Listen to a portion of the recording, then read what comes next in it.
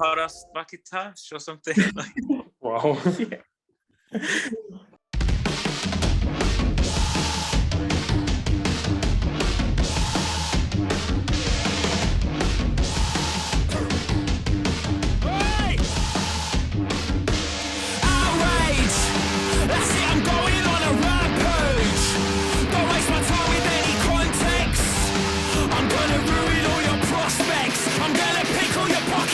All right, so first of all, how are you?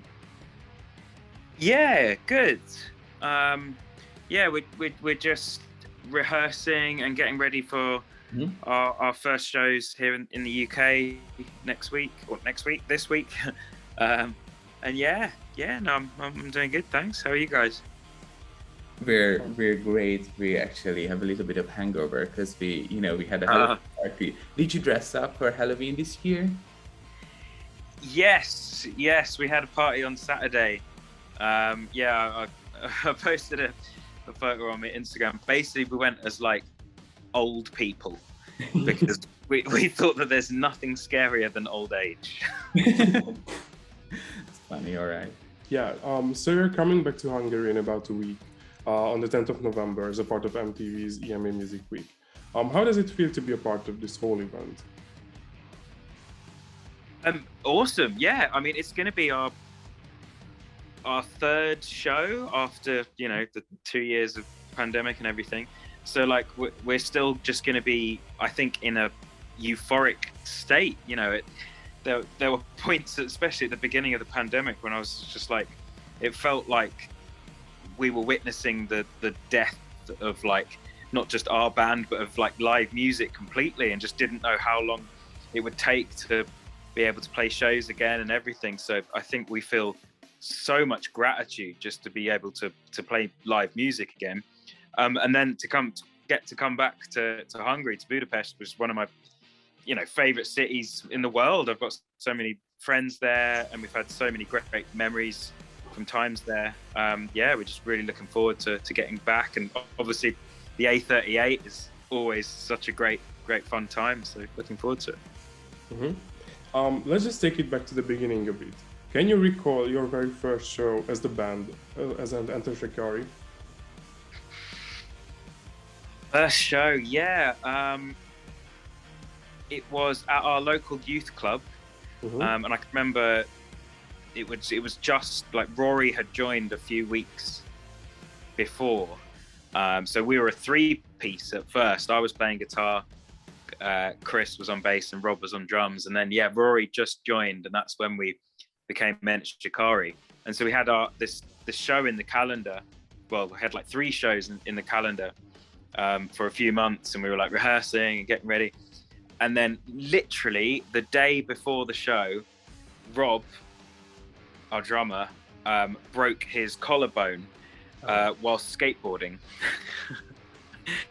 And we were like, oh my God, Rob, So we were like, shit, is there any way we can still play the show? So we actually got a friend of ours to step in and replace Rob and play the drums at the last minute. So it was like really stressful trying to teach him the songs with such little time, but we still managed to play it. And the funniest thing was, Rob he actually came to the show with his, he had the plaster cast on his arm. And he was in the mosh pit. We were just like, oh my God, what are you doing? Like, you're gonna break your other arm now. So that was pretty crazy.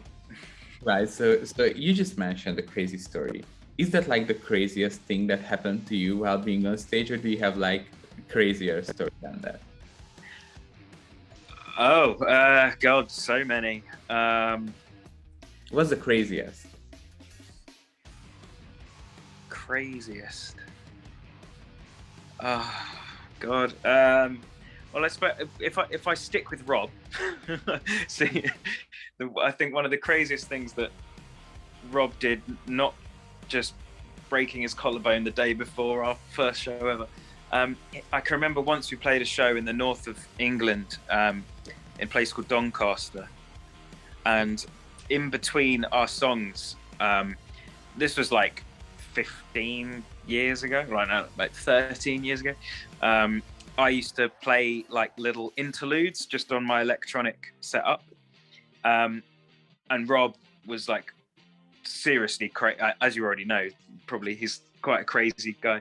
And he was like climbing on the lighting rig in the venue. And there's one point where I was playing like some drum and bass jungle stuff, and looked up and I saw Rob like right above me, and he actually fell, and he fell right onto my electronics, my sampler, and broke the sampler. And that was basically the end of the show, because we couldn't continue because I had no synths. And that was, we'd only played about 4 songs. So luckily he was okay that time. There were no broken bones, but lots of broken equipment. Wow. And what's one thing that you cannot go on tour without? I don't know really. I'm not a very materialistic person. I mean, I like writing music all the time. So like, and it's a bit of a boring answer, but my laptop, just so I'm able to write music, you know, when I'm on the bus, when we're backstage at venues and stuff. So that's pretty crucial for me. Otherwise, I would just say my yoga mat. I love doing yoga on tour. That keeps me like energized and keeps me feeling young, you know, when you're an old man like I am. And yeah, that's about it really. Some books, some booze. That's it. That's fine. Okay. And what's your favorite city that you've ever performed in? Oh, that's a tough one. I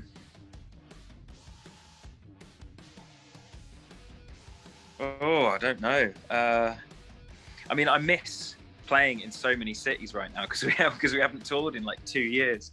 I mean, I love Japan. Like, it's just so different from anywhere else in the world. Like, so playing Tokyo or Osaka, like really just amazing cities, really interesting. But then, like, I know you would expect me to say this because it's lame, but like Budapest is on. I already said it before in the intro. Like, you know, it is honestly one of my favorite places. Have so many great memories from there, and especially on the A38 and yeah, all along the Danube. Like so many good times. Yeah, so really looking forward to coming back. Do you have like a pre-show ritual that you guys always do before every concert of yours?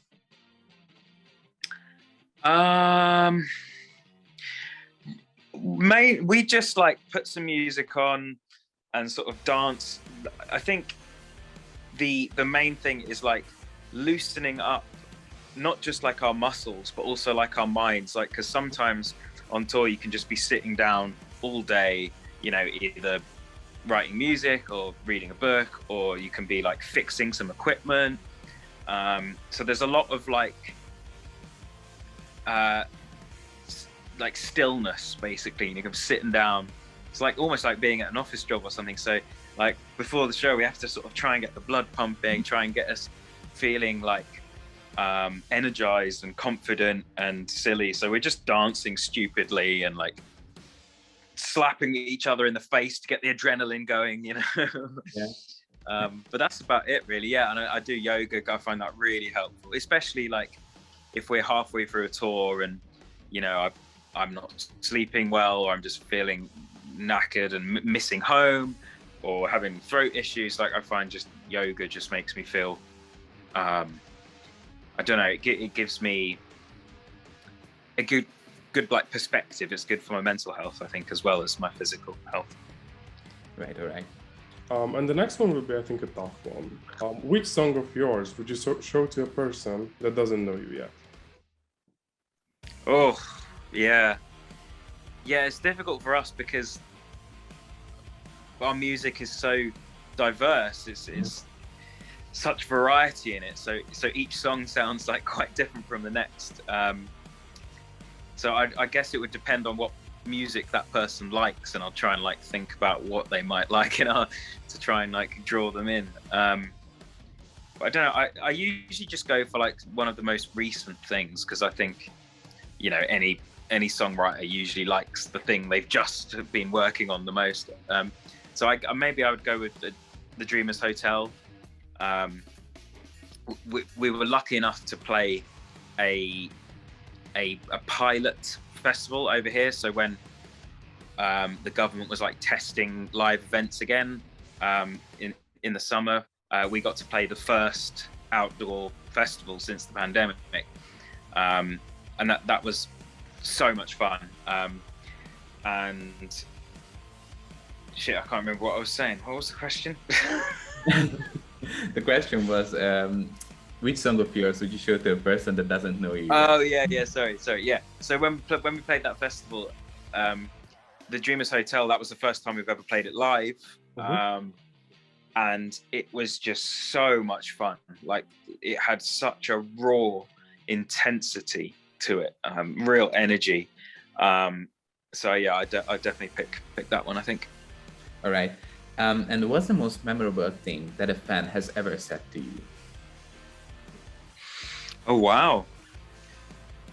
I mean, speaking, one thing I really love about touring, and that I've really missed, like in my soul, I've really missed speaking to our fans. Like, some of my best experiences, I mean, obviously on stage there's like an energy and intensity, and it's amazing, but like sometimes when you're just speaking like one-to-one with like a fan, and like you're speaking about music and speaking about life, and perhaps like how our music has affected their lives or has inspired them in some way, like that's just amazing, because it makes, I don't know, it's like fuel for me, you know. It makes me want to continue, which is what I think why I found it so difficult to write music for the last 18 months. I just haven't, every time I try, I'm like, this doesn't feel right. I don't feel like, I don't know, almost motivated, or it just doesn't, something feels wrong. And I think it's just because I haven't had those moments of like connecting with people. Because yeah, you know, I've had conversations with people where their whole like outlook on life has changed, or that, you know, they decided to take a particular course at university, or study this particular topic, or change jobs, or like, you know, all these like crazy things that we've had influence on in their lives. So yeah, there's many cherished conversations I've had with people. I've got this, hold on, how do I turn this around? Can I turn it around?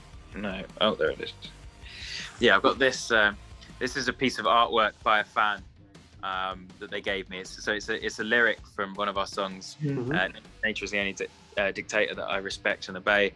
And I remember that conversation so well, because they were so passionate about our music, and you know, to the point that as an artist they base a lot of their art on our stuff. And it's just, yeah, things like that. I think if we're inspiring people to be creative, that's just it's awesome, because so much about people's lives today, there isn't that much creativity in it. You know, we all do like we all do very repetitive, boring jobs, or even if we're lucky enough to have fun jobs, then we're still like only allowed to do that. We're not allowed to like explore other things in life. So it's yeah, I think creativity is such an important thing to concentrate on.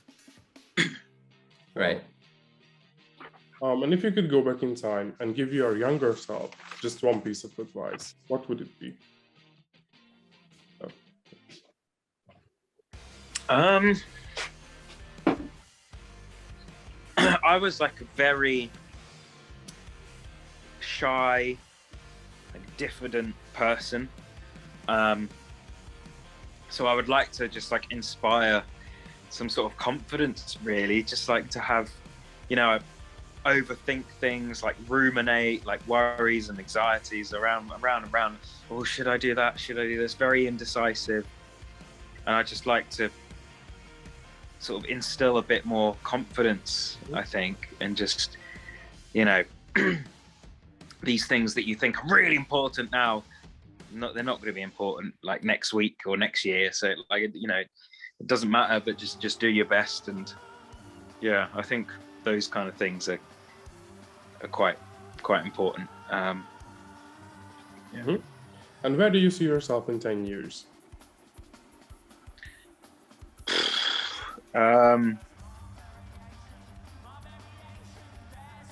I don't know. I mean, this was always a hobby, you know, playing in a band. Like, I never thought that we'd get this far. So, like, if we're still playing as a band in 10 years, I'll be very happy. I think very surprised as well. But yeah, I'm not sure. I always said when I'm 40, I'll start a Motown band because I love like soul music. Uh-huh. So maybe I'll be touring in a Northern Soul Motown band. But yeah, I'm not sure. All right, we'll take that.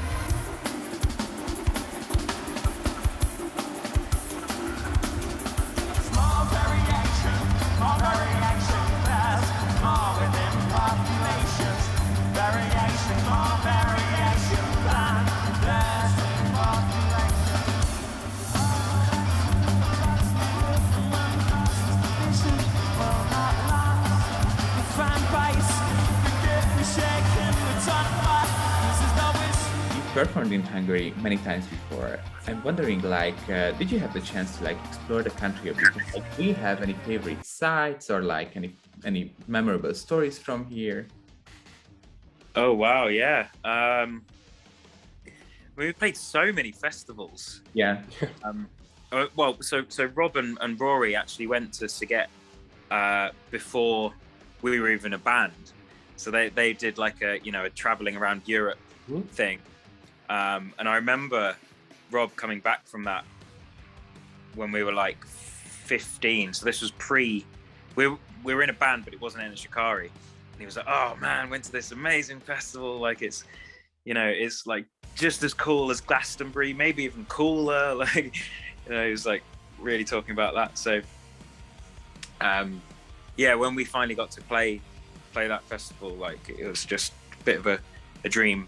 Really, for us, I think, because we'd heard Rob talking about it for all these years. There's usually a lot of drinking when we're in Hungary. I think all the locals usually persuade us to do a lot of drinking. I feel very grateful, I think, that we've been able to play so many festivals there.